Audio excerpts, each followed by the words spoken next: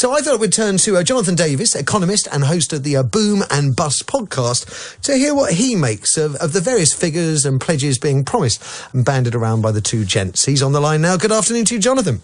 Hi, Matthew. Good afternoon.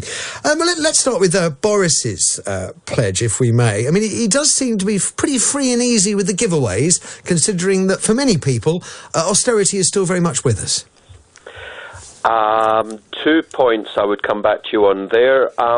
He and Hunt, and indeed every other politician, they're just being politicians, as usual. Yeah. They're borrowing more money or getting more money in order to buy our votes.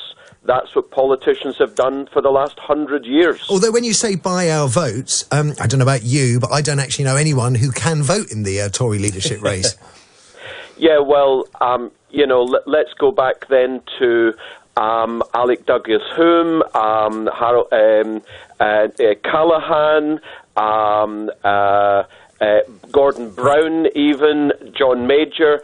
They all got elected to be leaders and prime ministers without actually having to go to a national election. So, we do have lots of precedent here.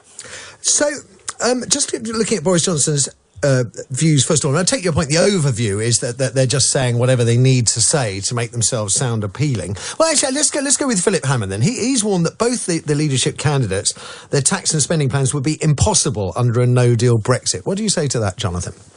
I think Hammond's thinking is impossible. Apart from anything, if we do have no deal, which is unlikely but possible, my fingers crossed that that's actually what does happen, but it's most unlikely, we will immediately save £39 billion that stupid woman Theresa May had already agreed to hand over to Brussels. So, that's a massive saving.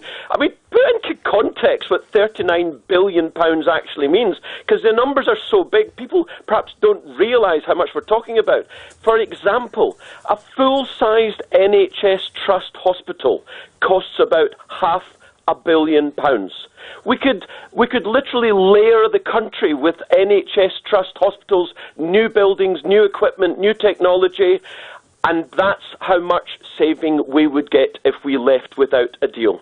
So, although Philip Hammond says we would undoubtedly have to pay money to the European Union.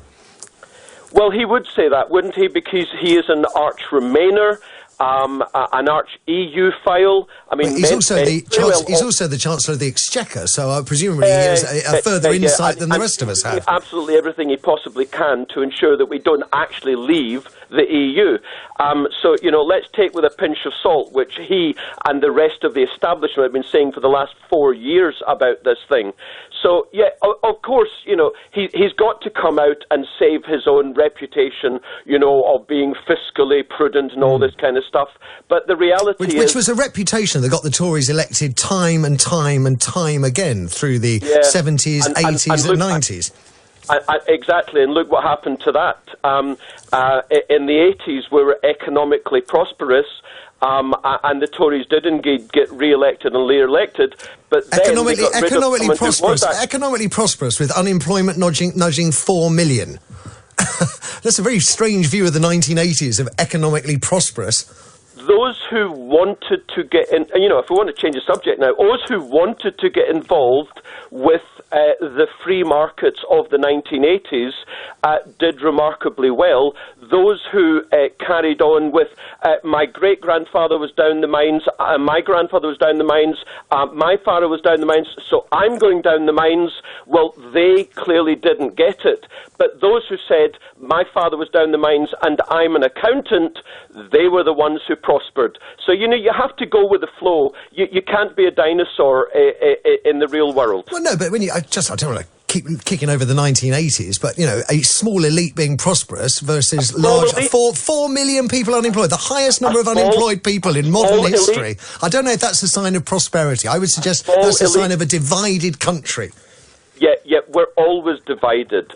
First of all, it wasn't a small elite. The bulk of folk in the UK became more and more prosperous. And this idea that Margaret Thatcher created division or Brexit created division, what utter media nonsense. There's always division. The last time we were united was the Second World War. If you say so. Right, so what about Jeremy Hunt turning us into a low-tax haven for business? How's that going to benefit our health service? How are we going to build new hospitals if we have less corporation tax coming in? Well, again, this is the media idea. If we tax less, then we're a less prosperous country. What utter nonsense. The great economist Laffer, Laffer, as opposed to the other way of spelling laugh, has shown categorically, and it's generally accepted, that if you tax less in the right way, and you also as a government spend less, which means you borrow less, then that helps the government finances overall, and people and businesses have got more money in their own pockets to spend they want, or businesses to invest the way they want. So just help us out here. Just help us out here, Jonathan. So my sister is a nurse, right? And part of her tax bill from the government will go to make up the wages of Amazon warehouse workers, right? Because they don't earn enough, because Amazon doesn't pay enough tax in this country. So when I'm looking forward and I'm turning this country into a low tax base, you start thinking, well, if we already allow Amazon to do it, and God knows all the other new tech multinational corporations to do it, then where will it end? It seems insane that we are taking money from my sister to subsidise the wages of the richest man on the planet's staff. Right. Okay. I actually agree that we are, you're actually agreeing with me. We're taxing people too much. And this idea... That's not what I said. What I said is that the corporation taxes are not... Corporation tax receipts from Amazon are not enough, because if we're paying up the wages of Amazon workers, that stands to reason that they're either not paying their staff well enough and not paying enough into the coffers. Right, so big issues there, but I'll try to cover them. First of all, multinationals who are not paying taxes on the profits that they make in the UK, I think it's disgusting. And the British government, whoever that is, should take a unilateral stance and forget, they say we can't do anything because it's international agreements. The British government should tax companies in the UK making profits in this country on those profits. Generally, income taxes are too high. There's no question. I agree with you. Your sister, she's taxed too high. You're taxed too much. I'm taxed too much. We're all taxed too much. Why? Because we borrowed £1,000 billion to bail out the bankers 10 years ago. We did. That's one of the problems which we will continue to have.